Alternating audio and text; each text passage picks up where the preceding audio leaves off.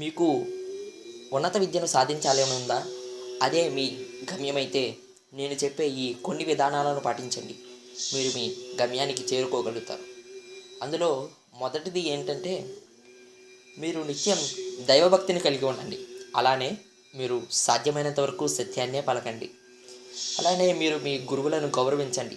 సాధ్యమైనంత వరకు పెద్దలను, తల్లిదండ్రులను, గురువులను, తోటివారిని అవమానించకండి. బ్రాహ్మణులను గౌరవించండి. దేవతలను పూజించండి. నిత్యం సరస్వతి ప్రార్థన చేయండి. ఇట్లు చేయటం వలన ఎవరైతే ఉన్నత విద్యనందు ఆసక్తి కలిగి ఉంటారో వారికి ఎంతో శ్రేయస్కరం. అలానే నేను చెప్పబోయే కొన్ని మంత్రాలను స్మరించటం వలన కూడా ఉన్నత విద్యావంతులు కాగలరు. అందులో మొదటిది ఏమనగా, ఓం నమో వాగ్దేవతాయ నమః అను ఈ మంత్రాన్ని నిత్యం స్నానాంతరమునందు ఉదయ సాయంకాలమునందు 11 సార్లు ప్రార్థించుచున్న విద్య యందు ఉన్న విఘ్నాలు తొలగిపోవును. అలానే రెండవ మంత్రం ఏమనగా, ఓం నమో ఏకజటాయ నమః అను ఈ మంత్రాన్ని నిత్యం స్నానాంతమునందు ఉదయ సాయంకాలమునందు 11 సార్లు ప్రార్థించుచున్న విద్య యందు ఉన్న విఘ్నాలు తొలగిపోవును.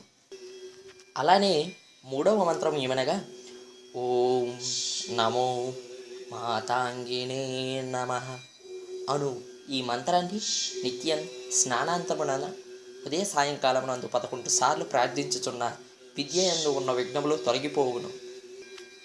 అలానే ఎవరికైతే గ్రహానుగ్రహం అనుకూలంగా ఉండదో వారు ఈ మంత్రాన్ని కూడా స్మరించడం ఎంతో శ్రేయస్కరం.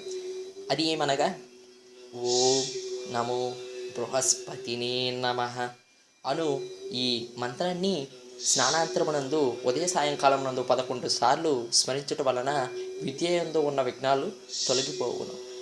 వీరిని మనస్సునందు స్మరించడం, ప్రత్యేక సమయాలలో అనగా ప్రశాంత సమయాలలో నిశ్చల మనస్సుతో శుభ్రంగా ఉన్న సమయమున మనస్సుతో ఉచ్చరించడం అనగా మననం చేసుకోవడం, ఇట్లు చేయటం వలన మీరు విద్యలో ఆటంకాలు తొలగిపోతాయి. అలానే మీరు ఉన్నత విద్యావంతులు కాగలరు. ఇట్లు శ్రీ శ్రీ శ్రీ శివదుర్గానంద గురూజీ. మరిన్ని వివరాలకు సంప్రదించండి. మరిన్ని అప్డేట్స్ కోసం సబ్స్క్రైబ్ బటన్ క్లిక్ చేయండి. అలానే మా వీడియోస్ నచ్చినట్టయితే లైక్ బటన్ క్లిక్ చేయండి. మీ కామెంట్స్ని కామెంట్ బాక్స్లో పోస్ట్ చేయండి.